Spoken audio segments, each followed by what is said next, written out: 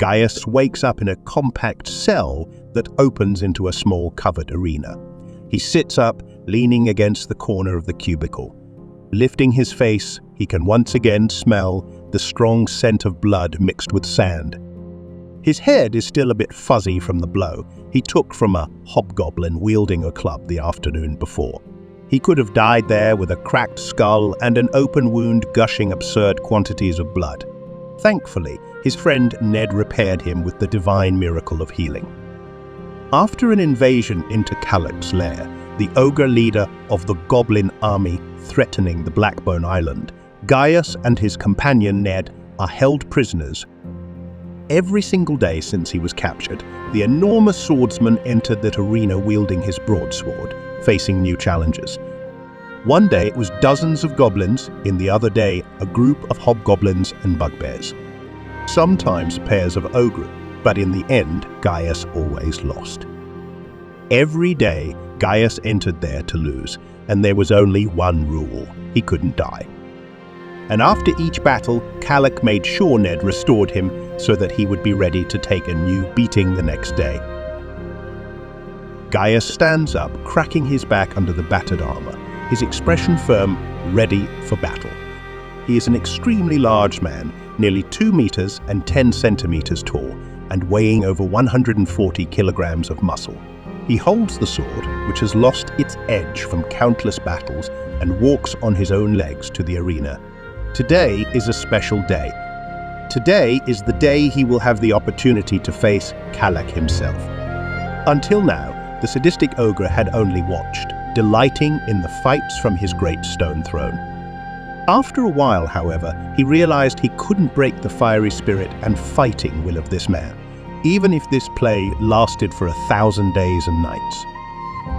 Gaius was truly a tough man. He then decided he would try the feat on his own. Gaius enters the arena, booed and reveled by countless goblinoids. Spit, objects, and excrement are thrown in his direction, but none of it phases him. Then the dreadful Kalak jumps into the arena, holding a blade the size of a pillar with just one hand. Gaius tightens his grip and energetically faces this creature twice his size. Sweat drips from his forehead down his neck, and the ogre utters some mockery in a hideous language that Gaius can't comprehend.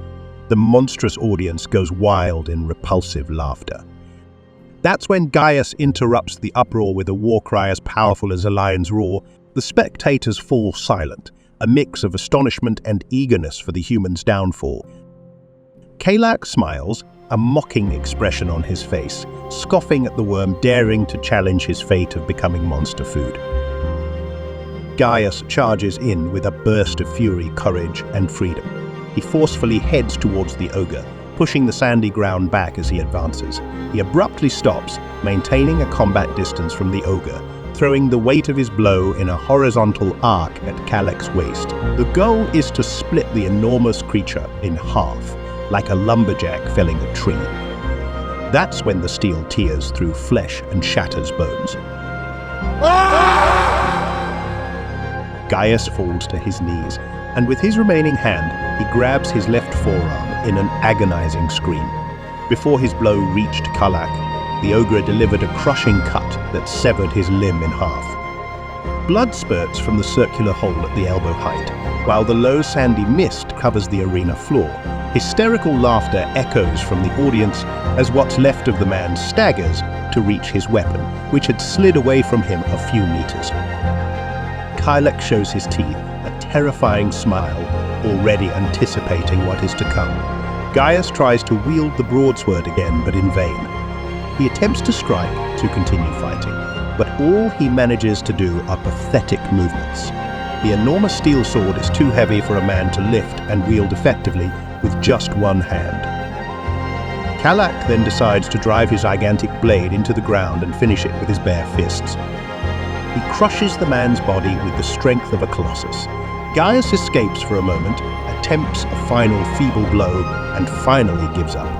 Kalak picks up his sword again. This time, he impales the lifeless 5-fingered piece of flesh that was lying on the ground beside Gaius, bringing it to his mouth. He chews and devours it in front of Gaius before resuming the beating until the man finally begs him to stop. Gaius hasn't fought since then. His spirit was finally broken,